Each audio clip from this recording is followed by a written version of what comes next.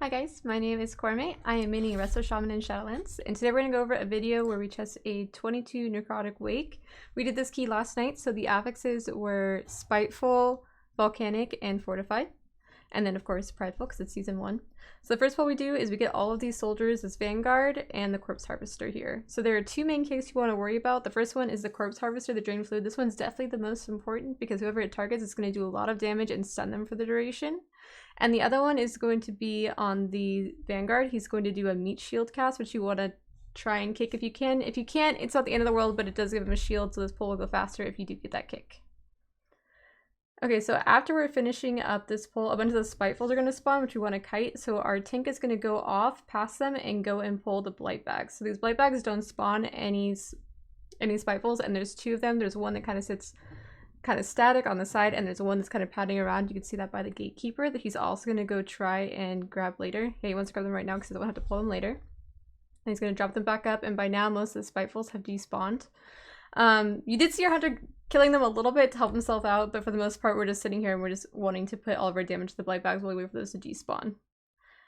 Okay, so he's gonna jump away here in a second, I think. He's gonna come and cage his Corpse Harvester on the right. This is gonna allow me to come over here and grab this hammer. Picking up all the items in this dungeon doesn't require you to be a certain covenant like it does in Spires. You don't have to be Kyrian to actually pick this up. But there are other things later on in the dungeon that you do need to be Kyrian to pick up. Alright, so then I think our hunter here, our hunter picks up the spear. So in this pull right here that we're going to do, there's three kicks. There's the two Corpse Harvesters, so I think I'm getting the unmarked Drain Fluids kick. As a Shaman, if you're playing a Shaman, you can solo this, or any melee kick can solo it. If you have a bunch of ranged, then you're going to have to assign those differently. So I think I'm on one of the Corpse Harvesters, the tank is on the other, and then the range are both trying to, all three of the range are trying to kick the Meat Shield. So this pull is a little bit sketchy. I'm trying really hard to save all of my CDs because we are going to get a Pride out of this. We do have the hammer for this Pride, but this Pride is probably going to be the hardest one in the dungeon. Just because everybody here is saving their CDs and wants to use it on the boss after this, because we're going to have Pride and we're going to have the orbs and we're going to pull some soldiers onto it. So yeah, we're just kiting these shades, making sure we're still getting those Corpse Harvester kicks. And then after these two die, or this, yeah. Right after that one dies, then the Pride is going to spawn. Okay, so I like to put the hammer on this guy early because the rest of the Pride I want to be healing. I have heard people say that hammering the Pride makes it gain stacks slower, and just eyeballing it and watching the VOD back, I didn't think that was true. If it does, it's very minuscule. Maybe it saves like one stack. I don't know if anybody can confirm for me, but from my judgment, it didn't stop it from getting any stacks. The only thing the hammer does is it does a lot of damage and it prevents the Pride from meleeing. Most of the damage on a Pride is not actually due to the melee attacks, but mostly just from the pulsing. So it's a little bit nice to save you some tank damage, but doesn't do a whole lot for you. Alright, so my Ascendance is ending here. So one thing I like to do when we're inside a link is I'll either, for the most part, I try and healing surge myself if I'm going to get another tick of the Spirit Link because I'm wearing the Endurance Conduit, Refreshing Waters, which increases healing surge effectiveness on myself by 21% at 213. So if you have that conduit in and you're sitting inside a Spirit Link and you're just trying to use it to top everyone, it might be a good idea to healing surge yourself. It's also just as effective to healing surge whoever you have Earth Shield on, who's used your tank, because that's also 20% amp on your healing. Alright. So we just got had a Kyrian activate that Goliath. Each person picked up an orb. So what the orb does is it does AoE damage and healing if you're standing in melee. So you're going to see all of our range are stacking in melee. We're not hitting the soldiers that we pulled with the boss. We're just letting the orbs do damage and kind of melee them down. And it also allows me to be able to basically just be able to DPS on any of the pulls where we have the orbs. We do still want to watch out for those Spiteful shades that spawn and also for those worms. If those worms get like 3 of their melees or debuffs off, then it puts like a group-wide dot on you for 30 seconds, which is really hard to heal. So normally we're like rotating things like Ursul's, binding, me using Cap Totem, always making sure I'm putting Earthbind down, except for maybe on that first one, because that first one they die so quickly. Also, whoever gets the green arrow and gets targeted, you want to make sure that you're like pre-casting a healing wave on, especially if it's a tyrannical week or a high enough key where you're afraid they're gonna die. On this key level, pretty much everyone here can take one and live with like 10% health, and then they're pretty much safe. But yeah, just making sure if it's someone that you're worried about who's squishy, especially if it's like the hunter or something in this group, you're gonna see me usually pre-casting a healing wave so that it hits right as I take the damage. so they're not in any danger. The tank does do that. Sorry, the boss does do that crunch on the tank, which I don't think does that crazy amount of healing, but I've usually always done with the Demon Hunter, and Demon Hunters are really good tanks right now, so I may not be noticing it. So it's going on our Hunter. If I hadn't put myself in a bad position, I definitely would have precasted a healing wave much earlier than that. I think he popped the defensive there or something though. So yeah, now we're just ignoring these ones. You see the Demon Hunter Fear Sigiled them in the back. Our Hunter did get a stack of that debuff, which is why he was ticking down so much there. So then we have to pull, I think, these 2 blight bags and these 2 soldiers, and then we're going to invis skip.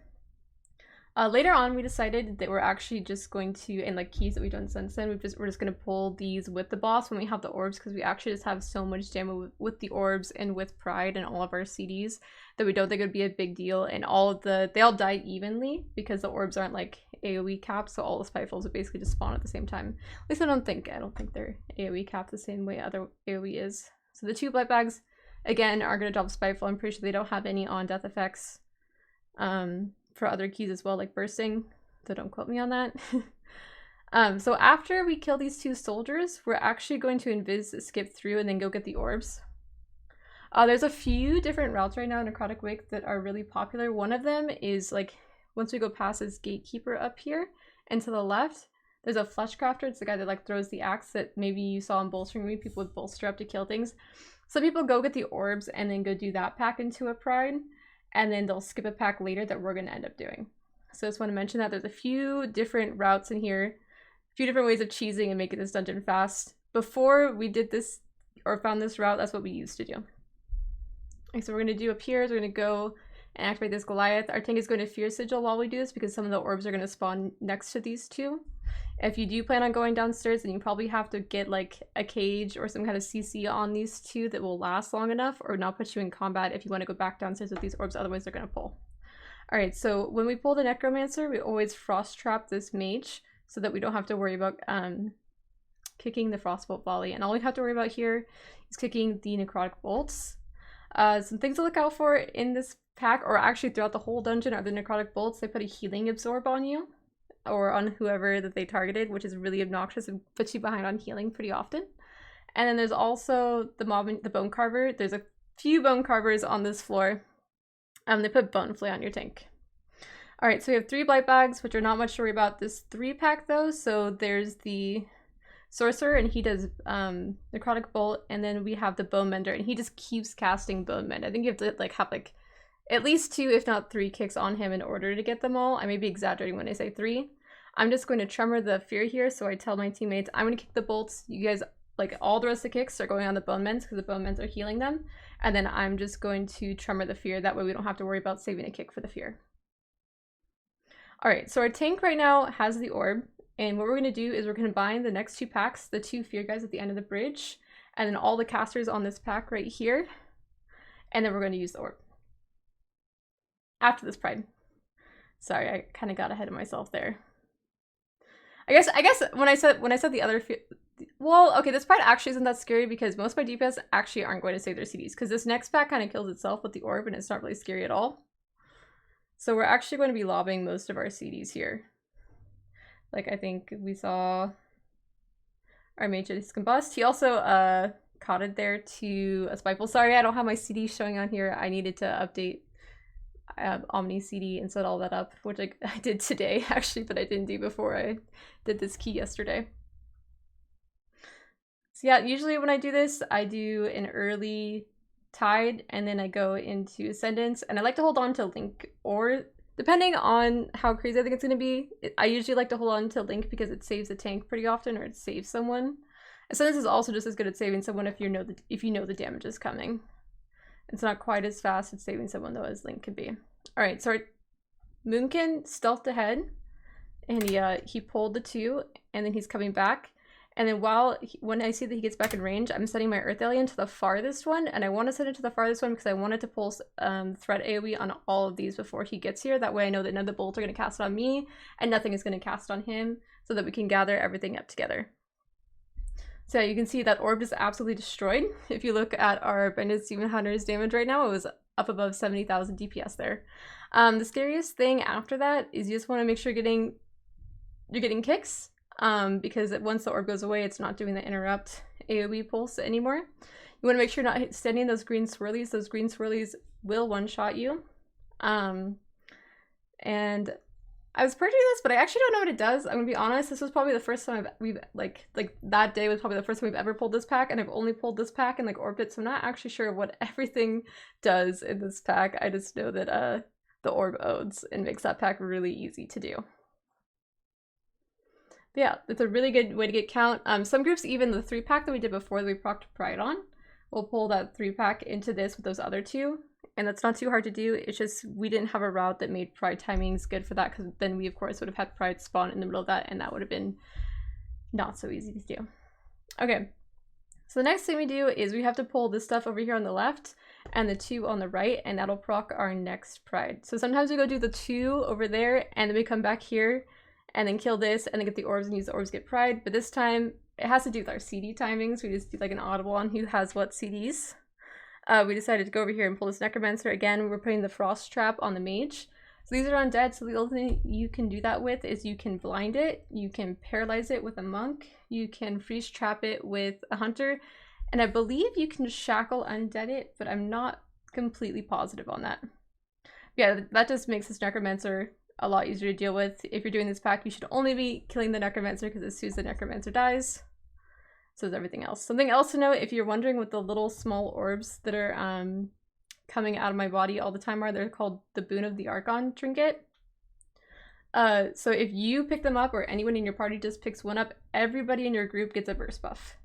It does also do a small amount of healing if you run through it, but it's not worth telling your tanks or DPS to ever go out of their way to pick it up. You should just be making sure yourself that you're going and you're picking it up so that everyone in the group has the burst buff. If you're using it, I really like it because it gives my whole group a buff.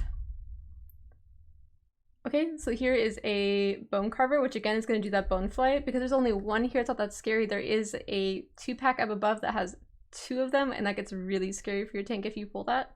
And then of course the Necrotic Bolt, which you just want to be trying to kick so that it's not doing putting a heal absorb on your tank. Of course, all of our range, we have the orbs again, so we're all sitting in melee, so we're all giving that damage and healing. So we still have, I think, like 20 seconds left on our orbs here. So since we have like 20 seconds left on our orbs here, I'll probably be mostly just DPSing. Okay, I'm healing a little bit. I'm pretty scared because it's a 22 Pride. I don't know how scary this is gonna be. But I should actually be DPSing a lot more and be trusting the orbs a lot more because they do scale. Yeah, there you go, DPSing a little bit because now I'm a little bit more comfy with how much healing it's doing. But I think the orbs are going to be spawning, like despawning soon, so I put down a Cloud Burst and I put down a Healing Rain and start ramping now, so I know we're going to be safe. So yeah, it's a little bit scary with us doing it like this. So this is where a little bit of disaster happens. Our Boomkin thought he had the lines. The problem is since we're all stacked up for the orbs, it's really hard to tell where the lines are and keep everyone in melee at the same time without getting hit by the lines. It makes it a bit finicky. So one of the biggest dangers in this dungeon is having someone pick up tools and then die with the tools because use them forever, especially the spear. He had a hammer, which actually just isn't that big of a deal. We use that hammer, the hammer he had, usually in the upstairs room to try and stop a stack of tenderize going in the tank, which I'll talk about later. So on this pull, we used to do it so that we had orbs on this pull, and that was always scary because there is a cleave. I think it's from the Bone Marauder, but I'm not exactly sure what mob it's from on here. That was always really scary trying to sit in melee because usually 1 or 2 people would end up dying. And then of course we just have the corpses, which aren't really, it's just like the large AoE skeleton pad pack above. But yeah, with Pride buff, this pull is not too scary at all. Okay, so this is all the trash we're getting before we go upstairs. So we have to kill these shades because we want to invis after this. And if you've been in this dungeon before, you know there's a spear right there. So what we're going to do is we're going to kill these shades. Our Demon Hunter cage the one Bone Carver. Our mage is going to sheep the other. He's going to go up, pick up the spear, he's going to get combat with the sheep, and because we're going to invis the boss anyways, he then uses his invis, and we get into the boss room. Okay, so this boss we're going to lust, and we also decide we're going to spear, because it's, sorry, the screen's really bright. It's really, really spooky the longer the fight goes on. Having a hunter on this boss really helps because every single time he spawns the ads, you get to freeze trap one of the mages. If the mage or whatever it is that you freeze trap or paralyze, whatever, or blind, So he's perma CC'd, then when he does his little recall thing that would normally kill you if any of the ads are alive, it doesn't count it, and he doesn't like take it in and do damage with it. As far as kicks go on this boss, me and the tank have decided that we're just going to only kick the boss on the Necrotic Bolt. The Necrotic Bolt, just like the Necrotic Bolt throughout the whole dungeon, puts a big healing absorb. You can see that I went on our mage right there. The 100 means he's 100% and I haven't healed him yet. One Riptide only took off like 40%, so it's a pretty hefty healing absorb that you have to keep on dealing with, on top of just like a lot of ramping damage when the ads are coming out on this fight. So you want to make sure you're kicking those as much as possible, and then we try to just let the range take care of the ads. If you don't have a hunter or a monk or something that can CC, it might not be viable for you in the tank to just sit on the boss, especially if you have a boomkin like we do, because you might be running out of kicks for the frostbolt volleys. You can, it just takes like really good coordination on getting like silences and stuns and stuff like that. Okay, so the first one I usually don't pop that many CDs on. The second one I'm going to pop Tide. I don't know if I link this one. Okay, I do link this one because I get really scared. And then the last one I'm going to have a sentence for, and then after that we're probably just dead. So we've definitely got to kill it in 3 because I don't have enough CDs to get through all of this, but on this high of a key, I definitely have to like plan out my CDs in order for us to live this, because the damage gets pretty wild. On top of just having to like dodge and get kicks and doing all that kind of stuff. This is also just be a lot harder without a hunter.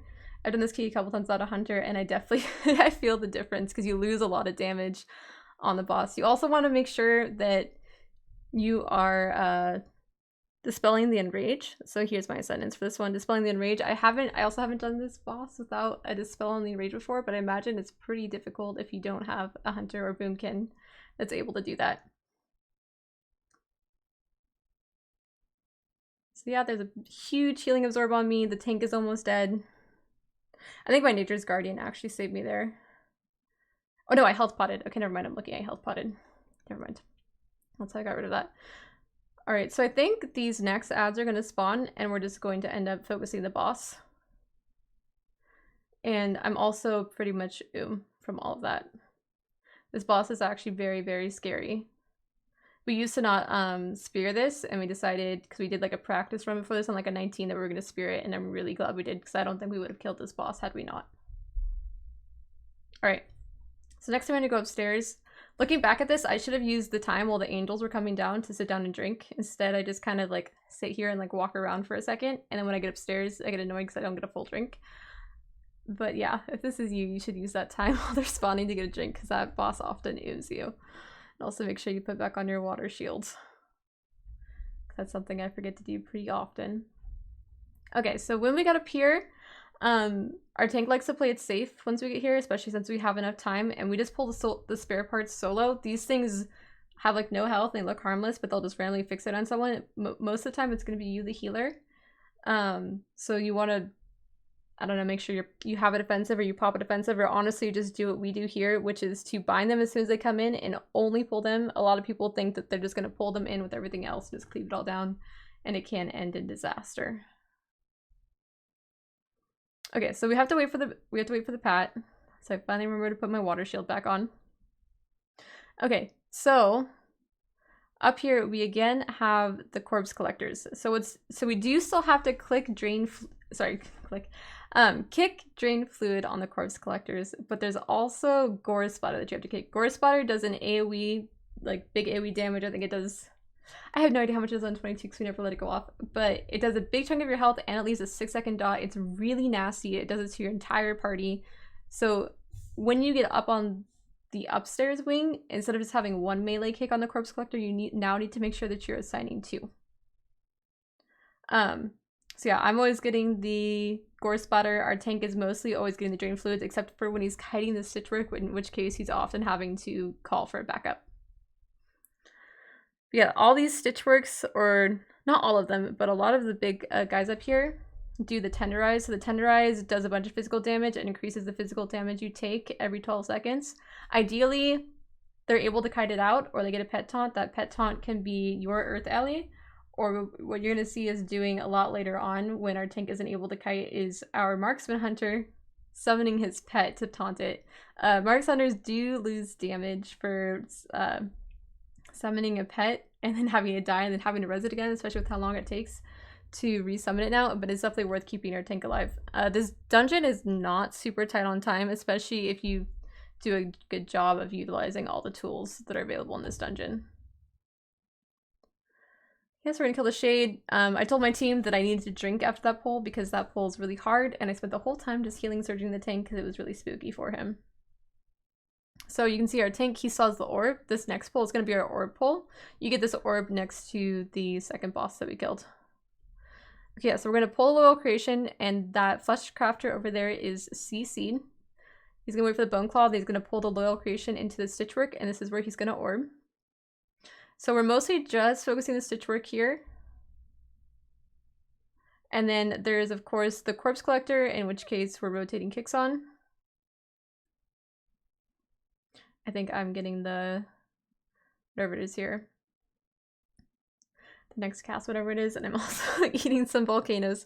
Yeah, this one gets really spooky because our tank calls, oh, I'm going to run from the Tenderize, and then he fails to be able to run from it. And then I think he's going to end up getting up to 4 stacks here. I think on this one, our hunter tries summoning his pet and like taunting it right before and it dies or something. I'm trying to remember exactly what happened. He went back there because he needed to re-CC the Flesh Crafter. He didn't want it to break free. Yeah, so he's got 4 stacks. So he's running for his life. Getting 4 stacks, even getting like 2 stacks on the side of a key was really terrifying on that first pull you guys saw. So him being at 4 stacks is like... I'm actually very, very surprised he lived and very happy our hunter was able to get that taunt. As we're killing the Stitchwork, the Loyal Creation by itself, it's not super, super scary. You do want to make sure though that if you like something that probably happens in pugs a lot, and I don't know how this can happen, is it's pretty natural for the Loyal Creation to die before the Flesh Crafter they're with, because the Flesh Crafter is the one that throws that axe. You're gonna see us, we're gonna break the Flesh Crafter here, he's gonna do Throw Cleaver, and we're gonna use that to kill the Pride. It doesn't matter what level of key it is, that Flesh Crafter is always going to do like 20% of a Pride's HP. It's insane. And it makes killing the Pride really, really easy because we don't have to pop any CDs. I don't have to use many CDs. I think I'll just use like Tide and like maybe Chain Harvest. I don't know, maybe Ascendance, I don't really remember.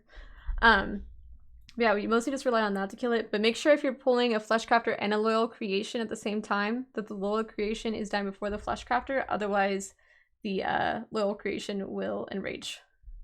Again, you'd have to try really hard for that to happen because the Flesh Crafter will naturally end up killing the Loyal Creation with a Throw Cleaver as long as you're aiming it correctly.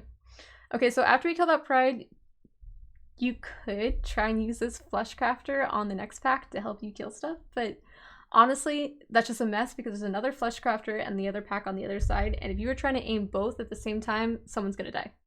And it's just like an unnecessary risk. You're just gonna see our tank is just tanking it and he's just taking the hits for us. It's a bit slow, but it's definitely way safer than the alternative. Okay, so this next pack, so there are 3 melee kicks, 3 kicks. There's the Gore Splatter and the Drain Fluids as usual. And then we have to worry about the Flesh Crafter casting that Repair Flesh that he's casting there. So we have to have me and the other melee kick, which is our tank on the Corpse Collector, and the 3 range are basically just rotating on that Flesh Crafter to make sure he's not getting the heal off on the Loyal Creation, since those 2 are together in this pack. Other than that, we just have to make sure that we're kiting the Shades, and then after this we just have the 3 pack, which is pretty easy for us to kill. Yeah, and then you saw our hunter didn't have anything in front of him there, so he feigned, and then he wasn't sure if the feign was going to work, so then he panic turtled as well, just to be safe. Which is totally fine, because he doesn't need turtle anywhere else, most likely. Yeah, these Shades hit like a truck on this key level. And I do a bad job of positioning myself a lot of the time for them. That's why my my water shield keeps disappearing, is because I keep getting meleeed by them. Okay, so it's just a Corpse Collector. We're just rotating 2 kicks, and we're just killing the soldiers. After this is going to be the 2 like Flesh Crafter like mobs that do the Throw Cleaver that you're aiming at each other, except one of them, even though it's called like an assistant or something like that, also has the Drain Fluids cast that you need to make sure that you're interrupting, and then the other one has a Fixate that you need to worry about. So it's gonna get there. A couple other things I'm just gonna talk to you guys about in downtime. You guys might have noticed me like the 4 red guys kind of spawning around me and me running around them, that is the trinket that's off the Council of Blood. It's not my favorite trinket, but it's the only 226 trinket I have. It's a lot of intellect, and if I time it correctly with Spirit Walker's Grace, it's not the worst. It's also really good like to use for DPS. I'm not really using it for DPS a lot in this key. I'm trying to not use it greedily because this isn't like a really tight key for time, but say like on the other side or Theater of Pain or something where those timers are like really tight and depend on DPS, I would be using those a lot more greedily. I actually did like this trinket a lot on the last boss in this dungeon because you end up running in a circle so often that it felt really natural, but outside of that in most dungeons, it feels really bad to use. So yeah, on this, you just want to make sure you're getting really far for the morbid fixation. Again, like I said, not dying here is really key because you have, like, most people, like, I don't have it, but like we still have like a spear and a hammer left, and those are really important for this next boss because it's going to guarantee we one-phase it. And yeah, nothing really too scary about these except making sure that you're going to be in position, and that if you kill one before the other, you want to make sure that your tank is going to be in position to get them. So yeah, our maid is going to kite that, and our druid's going to sprint to make sure that he's getting the cleaver and that we're kicking that drain fluids. So yeah, one does die before, so if we get another one, our tank is going to have to tank it for us.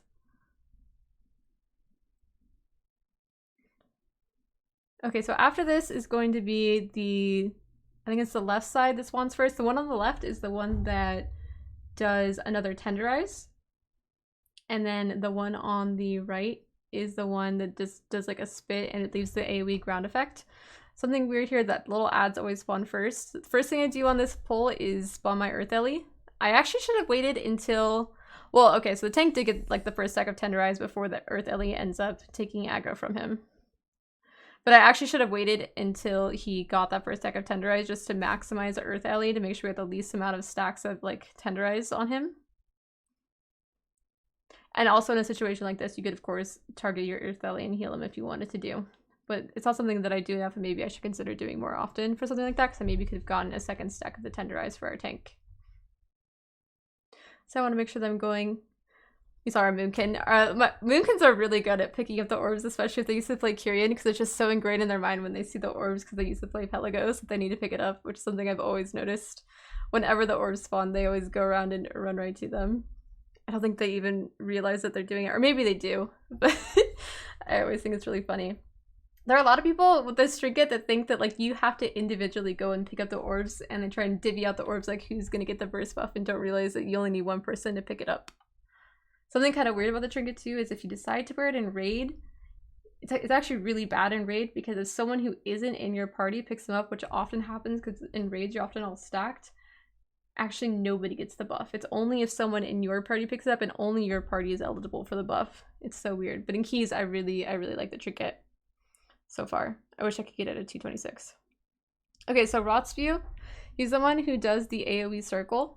So we're actually really scared of this because we're pretty sure on a 22 this thing will one-shot someone who doesn't have a defensive up. So thankfully the first one here is going to go on the tank, and we actually get really lucky. Well, mostly lucky with who this ends up targeting. So the second one I think also goes on our tank, yep. So he gets to live that just fine. And the next 4 are going to go on our druid. So our druid is a really good candidate to live every single time he gets it, but he's also the one with our spear and our hammer, which is really important for this next boss. So we're really scared of him dying. Yeah, you can see, like, I think he had Bark Skin up there, and he swift-mended himself, and he dropped below 20. The mutilate on this guy that goes on your tick is not nearly as scary as the Tenderize is. He's in bear there, and he drops like below 20%, which is really scary for a boomkin to be dropping that low in bear form. But yeah, these guys definitely live super long in a fortified setting. And that one, he goes bear and he well charges to make sure he lives. I should definitely be working more on topping him, looking at this right now. It's very scary that I'm actually not going over there to top him. I'm very lucky he lived. That could have been a big mistake on my part. Okay, so then this is the last pride we have to deal with. I'm not going to save any CDs here because we kill this next boss. You can see me spawning my little guys that I have to run around and get, which is always sketchy during the pride with the lions, but I do it anyways. I'm gonna end up using all of my CDs here, but if you are doing this key on a pug, this next boss can actually get, especially on Tyrannical, insanely sketchy because of, like, if you don't one-phase it, you start getting a bunch of the creation spawning, and it's a lot of damage on your tank, and then the embalming gear, I think it's called, from the tank that goes on your DPS also hits like a truck. So yeah, if you aren't guaranteed that you're going to one phase this boss, I would suggest being conservative with your CDs, especially if it's tyrannical, because this boss is scary. Also, another thing to note, watch where this guy is. Sometimes I see people that are just like during the boss fight just standing next to the corpse and he's still doing his like AoE pulse. So make sure that you're not standing on him while you're doing this boss. Yeah, our hunter's gonna go and he's going to aim the hook. And then when this boss comes down, we're going to lust with pride and we're going to hammer the boss and spirit, which is extreme overkill. We did not need to lust it. Because you can see this boss is going to die and we're going to have like 15 seconds left to kill him. I think our moon can hit a full moon or something. I'm not really sure. But the boss just dies. Part of that is the hammer, but yeah. So we still have lust rolling. We did it as like a safety thing, and we're still gonna have it rolling into the upstairs. And our mage actually, I don't know if he doesn't have combust yet or if he just like saw everything happening and just decided that he didn't need to combust, but thankfully he still had combust. Okay, so the last thing here is this boss. So this boss is both easy and hard at the same time. That sounds weird, but like it's a decent amount of healing for the amount of movement that you have to do. So the way the healing, like the damage you take works, it's whenever he's doing like the shield, and the longer the shield like stays up, the more of this like debuff stack that you get, and every stack of this debuff makes you take more damage from the shield being up. So this at the beginning of the fight, it's not that bad because like you usually have CDs and all 3 of your DPS are on the platform. But as your DPS go downstairs, the thing, and like especially when like there's like a shield up and it's Comet Storm like right now, so like your DPS can't be putting in as much damage as they normally would when they're kiting around, it can get really scary. So in my mind, 2 of the most important CDs that you want to like think about like conserving for when you're really scared on this boss are usually going to actually be Spirit Walker's Grace and Healing Tide, because those don't require you to be super, or sorry, like those are what you need when like, those are what you can use when you're like having to kite with the Comet Storm. Whereas things like normally you would think of like Ascendance and Spirit Link as being like your big like save me CDs in a 5-man setting. Spirit Link is okay here, especially on your tank. Your tank actually takes a surprising amount of damage on this. This is getting really sketchy because I don't have any CDs coming out of that pride. But nobody, of course, is stacked up. And then if you Ascendance, it's going to be really hard to use because you're having to move around. This is what I'm talking about with my trinket, because I'm running in a circle. It's actually really nice. Same thing with my orbs when they spawn. You see me like running a circle and picking up. The healing is so minuscule, but I don't know, I really liked it. Like the kind of synergy on this fight for it, even though we're this every dungeon. But yeah, you saw for the first couple, we actually had our hunter die. And then we had our hunter die again. And what was actually funny is that his weapon broke right here. Not because he didn't repair before the dungeon or he died a lot, but because I guess rapid fire takes away a lot of durability from your weapon. And so our Moonkin had to go and put down an auto hammer, and he's running over to get it because right now he can't do anything. And then after this, we decided we were no longer going to kill our DPS. If you come up here and you have a lot of reses, he gets taken away again. He got really unlucky. If you come in here and you have a lot of battle reses, one of the strats you can do is to have your DPS die. And then that way, when they come back up, it only leaves a small circle, leaves you a lot of room, and they get to come back as soon as possible. But we talked about it after. We said, well, if you go down there and you kind of build and then you come back up and you didn't have CDs when you went down anyways, it's not really a loss for you to go downstairs. So I'm not exactly sure what the final verdict was. I think the verdict was that we aren't going to have people die anymore, especially if they don't have CDs up right now and they're going to lose anything. So yeah, there's just a couple different strategies you can do. I do like though that we had a lot of room. We did a Necrotic Wake today. This was last night. We did one today where we didn't have anyone die, but like a lot of people went downstairs and they took forever to come back up, and we had like barely any room left. And doing the Comet Storm and the Dispels was actually really, really sketchy. With like, it was like 3 big zones or something. It was doable, it was just not as nice as this was. So yeah, you see I have Spirit Walker's Grace up again. I already Ascendance, but I'm holding on to my Healing Tide totem as long as I possibly can. Because that's like my emergency, like if I need to move around during Comet Storm and things get really sketchy, I think that's the only thing that's probably going to save us in that situation. I popped like Spirit Walker's Grace early, and then I popped Spirit Walker's Grace there again because I got really scared because our DPS are downstairs.